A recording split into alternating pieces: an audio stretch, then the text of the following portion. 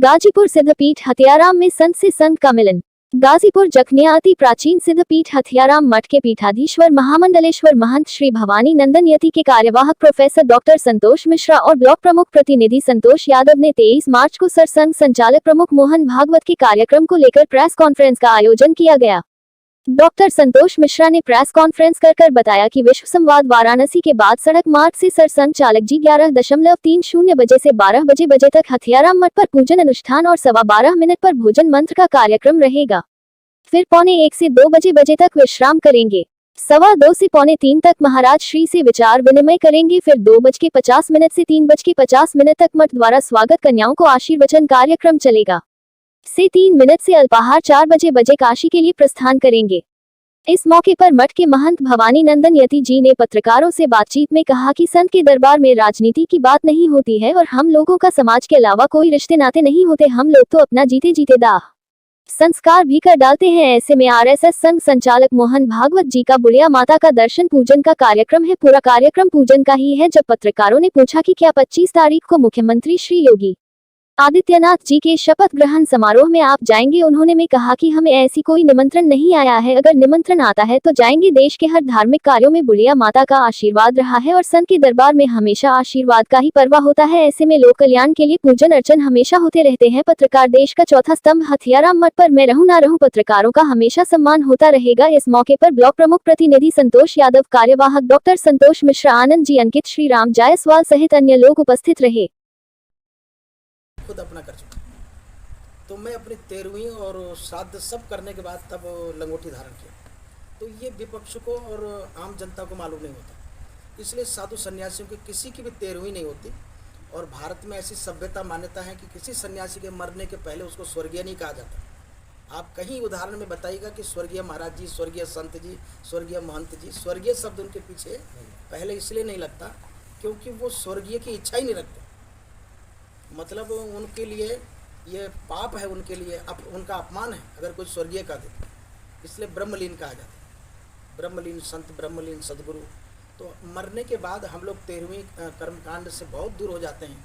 केवल षोडशी भंडारा हमारे संतजन करते हैं और भक्तजन प्रसन्नता का प्रसाद पाते हैं। तो साधु सन्यासियों की बहुत खतरनाक रस्म रिवाज है और वो समाज नहीं जानता। कभी मीडिया ने भी इसको उजागर नहीं किया। जैसे पहले सती प्रथा थी, राम राय क्या विलियम बेंटिंग आए और उन्होंने अंदर की आवाज़ है, काश हमको भी तिरंगा लपेटने को मिलता मरते से।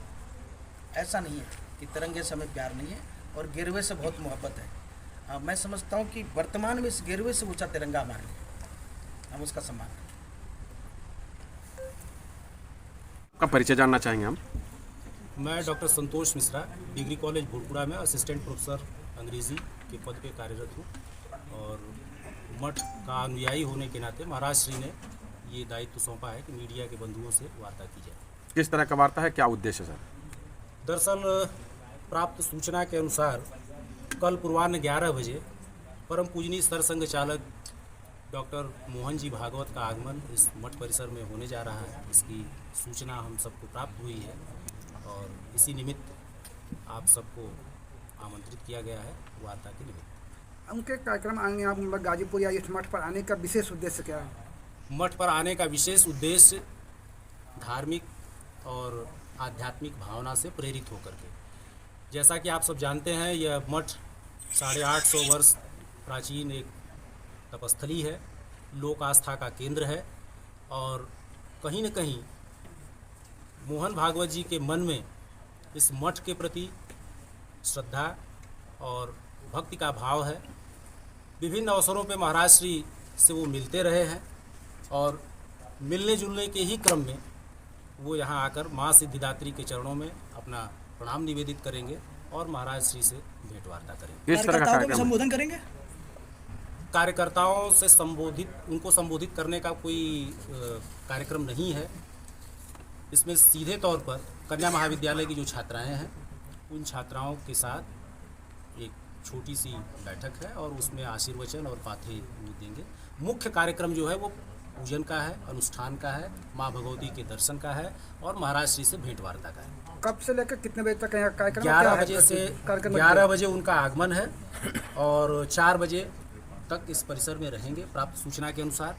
4 बजे यहाँ से काशी के लिए प्रस्थान इन करेंगे। दौरान क्या क्या कार्यक्रम रहेगा? इस अवधि में जैसा मैं आपसे चर्चा किया कि 11:15 मठ पर आगमन, 11:30 से 12 बजे तक पूजन और अनुष्ठान का कार्यक्रम, 12:15 पर भोजनावकाश होगा, भोजन मंत्र होगा, 12:45 से 2 बजे की जो काल अवधि है वह विश्राम के लिए नियत किया गया है। 2 बजे जो है वो अल्पाहार की व्यवस्था है और 2:15 से 2:45 के बीच महाराज श्री के साथ इसके बीच मठ परिसर में कन्या महाविद्यालय की छात्राओं को आशीर्वचन, संबोधन, उद्बोधन और मठ द्वारा स्वागत और स्मृति चिन्ह, अंग वस्त्रम इत्यादि भेंट उपहार के रूप में देते हुए और 3:30 से 3:50 का जो समय है पुनः अल्पाहार और 4 बजे पुनः काशी के लिए प्रस्थान करेंगे। ऐसे में जो उनका यहाँ पर आगमन होगा, क्या सड़क मार्ग से आगमन होना है या क्या? सड़क मार्ग से आगमन है। काशी विश्व संवाद केंद्र से चल करके सिद्धपीठ हथियाराम सड़क मार्ग से आएंगे। कौन कौन और लोग शामिल रहेंगे उसमें कुछ?